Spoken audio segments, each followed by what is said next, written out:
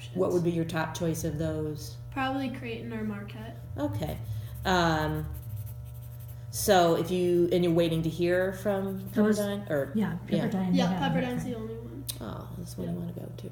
Well, wherever you end up, you'll create your education, you'll create your college experience, whether it's at Marquette or at Pepperdine. Mm-hmm. So in terms of choosing a major, there are lots of ideas in here for you. Sometimes high foresight people can find it comfortable double major or major and minor, because then they have to get to choose two things.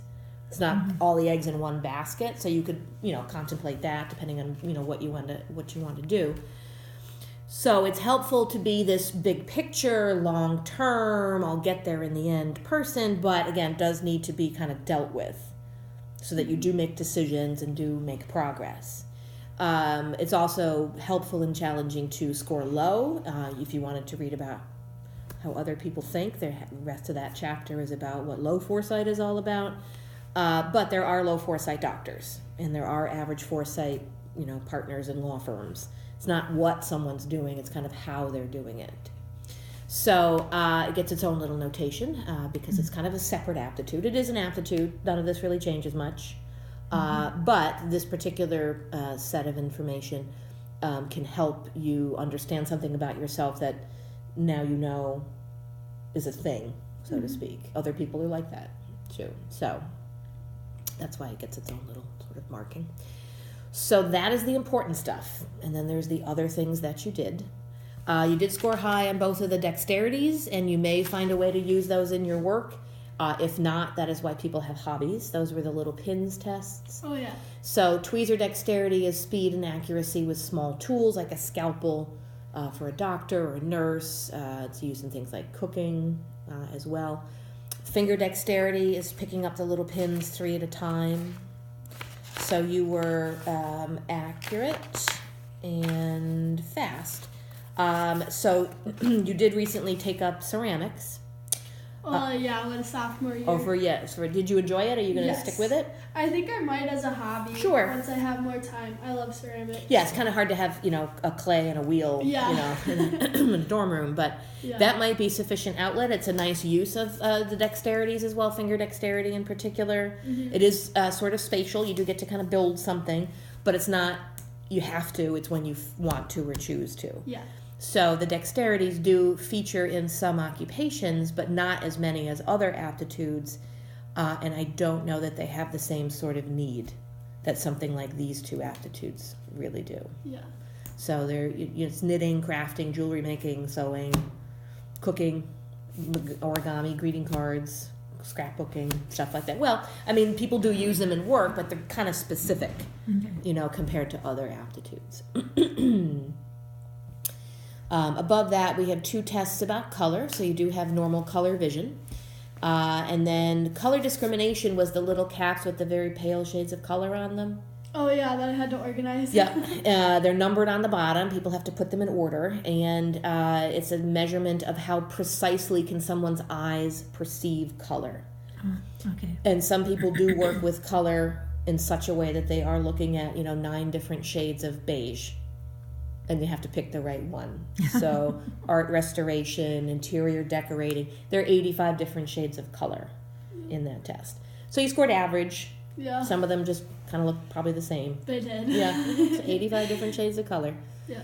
And then we have a couple of other memories above that. We have memory for design, which was the connect the dots test on the computer. Mm-hmm. It's the ability to remember a design or a blueprint or a diagram.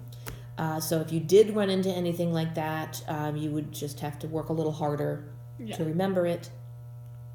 You scored average on number memory. Of the 3 numerical tests, number memory is the one that you don't really base a job on. There's no career where you can remember numbers. Yeah. It's part of other things. Yeah. But also, you scored average, so phone numbers, credit cards, won't be that hard for you to remember, especially if they're important to you.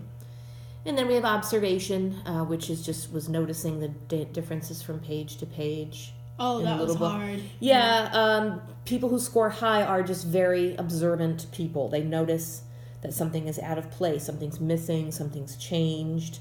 It's useful in careers that involve noticing those sorts of things. If you do continuity on a TV set or TV show or a movie, Yeah. you don't film the movie from start to finish. It's like, oh, today we're doing this scene.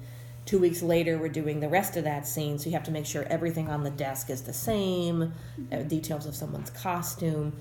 When people score low, they notice really what they need to notice about their stuff. Yeah. Their car, their house, their desk. And if it doesn't matter, it may just not register as different in some way. So it's sort of specifically observant. And then we have 3 auditory aptitudes: tonal memories, remembering the tune; rhythm memory, remembering the rhythm; and then here it's hearing differences in pitch. So overall, we would call that more sort of social musician or music for fun.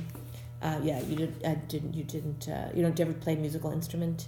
I did in like 5th grade, And but didn't stick with it? No, I didn't stick with it.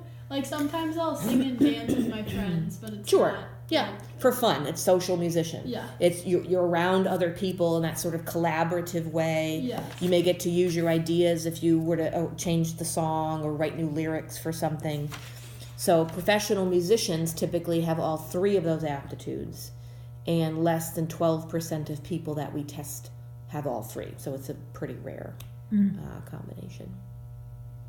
So you're not going to probably be a musician. No, Well, you got other things you might prioritize, is Okay. how we would put it. But if someone wants to do photography, or they like to do sculpting, or they want to be a writer, musician, the arts, there's something that you can't quite measure Okay. about them. So yes, it's being in a band with your friends. But would you want to sit in a practice room 6 hours a day playing the piano? Right, you have other things to think about. Yeah. So before we look at what you might do with this, there are a few things on the back. But do you have any questions about any of that? Any of it not seem in line, or is any of it surprising, or is it more like, oh, okay, that makes sense? It makes sense. Yeah, a lot of times it does. Even someone, that's 17, Yeah. this age, they're self-aware. Okay. You're on the debate team. Yeah. You like to argue Yes, I love to argue. because you have lots of ideas, Yes. and you're very quick, Yes. and you're very organized, pretty organized. Well, those are all So that's positives. someone says this, you say something, that you always have something to say. Mm-hmm. So, all right, so we have a couple things on the back. We have a couple of other tests. So what's on the front are your aptitude test scores. Aptitudes are natural abilities. None of this really changes much over time. These, a little bit different perhaps. For one, we have a test called writing speed. All we're doing is gathering data about how fast people write, so there's no score. Mm-hmm. We have grip, which is a physical measurement, so it could be affected by injury or stress. That was the dynamometer test. So the theory is that people have a natural amount, like a well of nervous or physical energy available to expend. So the high scoring person likes the idea that they get to use that energy. They could be very fidgety or restless. They want to be moving. Mm-hmm. So that would help someone choose something like being a landscaper over being a computer programmer, say. So average tends to be kind of flexible. If they have to run around, sure. If they don't have to run around, fine. It tends not to be as important to someone. But if you like the idea of running around, sure, go ahead. But it's, again, a physical measurement. So if someone could be that person with all that energy, but they slept funny and their shoulder hurts, and the day they took the test, it might be a little bit sort of fuzzier of a measurement. And if you do continue with ceramics when you get a chance to, or any other art or craft that you might produce, you were pretty consistent in your opinions about what art should look like. So you looked at pairs of designs and you chose the one you liked better. Mm-hmm. So visual designs 1, the choice was a simple design or a complex one. Visual designs 2 was a design that was very uniform, very patterned, versus one that was more kind of freeform. Yeah. So to generate scores, we're actually comparing what people choose to what artists chose, because artists as a group had common opinions about this. So you agreed with artists in preferring things to be very simple. Yeah. This to you was like, it's too much. Yeah. Yep. and then you disagreed with them, they actually like these very sort of free form designs, and you like the neat ones. Yes. Yeah. So what this is, and what the chapter is actually called, is artistic judgment. So you probably produce very neat, very simple shapes with your ceramics. Yeah. As opposed to like a bowl where one side of the rim is really thick and the other side is really thin, and there's a ton of like little carved detail. That would be like the opposite. Yeah. So, why it's useful though is in its consistency, very definite opinions about things. Why it's here is because you weren't actually doing something, you're being asked what you thought. So we're not sure that's quite the same thing as an aptitude. Yeah. But, so with high foresight, a goal would be for you to make a perfectly round bowl. And how hard would that be by hand? Perfectly round. Yeah, that'd be hard. Yeah, but it'd be a nice goal. Mm-hmm. So, we call it artistic judgment. You could also call it style. And then we have one knowledge test here, English vocabulary. You were doing our middle level difficulty, so not the easier one. You scored in the average range, which is fine. Average is, decent. Yeah. We do encourage people, especially people who have the aptitude for communicating, explaining, persuading, and so on, to be aware of vocabulary, to try and be precise, to occasionally look something up, read when you can, read a lot for school, but, reading online, read a magazine. There's an article in here about improving vocabulary, something that I give everybody, but again, you're in sort of decent shape with that. Yeah. Got into schools with that vocabulary score, so, Yeah. I mean, that's part of it, certainly. So what you might do, we start with this article. So all about being objective with these two main aptitudes here. So there's a little bit about ideophoria, inductive reasoning, what are we talking about when we say objective, a little discussion of the combination, and then there are some examples and suggestions, places to start. So other things go into that choice, again, which we'll talk about when we get to the resources. And then we have a little plug for vocabulary, too, because we put that in there a lot. So some high schools offer intro to psychology, or they may have sociology, so you can get a feel for what the field is like. Others don't. So that's why we have this. These aren't in any particular order. All these fields center around this aptitude for making connections.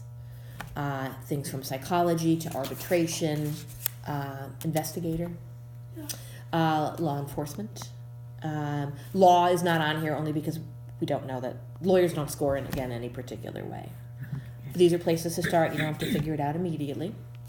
And then if you did want to explore capitalizing on your language ability, maybe you're not necessarily majoring in French, but you could minor in it.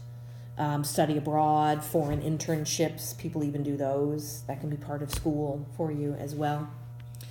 And then whatever it is you end up doing, and there's no one answer, people's careers are not straight lines. So what do you're an accountant? No.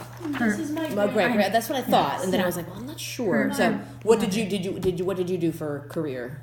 I was a teacher, an elementary teacher. And is that something you always wanted to do, or is it like, I No. explored other things? No, back in the 60s, really, you had... Women became teachers and nurses. That's exactly right. Sure. So you Right. teaching. Did you have one job your whole life, or did you have a variety of settings, different schools? I ended up with a couple of different jobs. Sure. Yeah, And you wouldn't have known about any of those jobs back in high school. not at all. Right. Ever. So all you really need to do, short term, is pick a world to learn about. Yeah. And then as you proceed with your career, because this opportunity comes your way, you learn about this from someone that you meet at a dinner party. So everybody creates their own careers. What you'll need, though, is always an answer to that question. Goals are not just professional, they're also personal. Someone might aim to step foot on every one of the 7 continents, or climb some mountain somewhere, or I want my life to be that I can go to France for 3 months every summer. Goals like that. So high foresight people who think in that far off kind of way. They just need things out there that they're aiming for.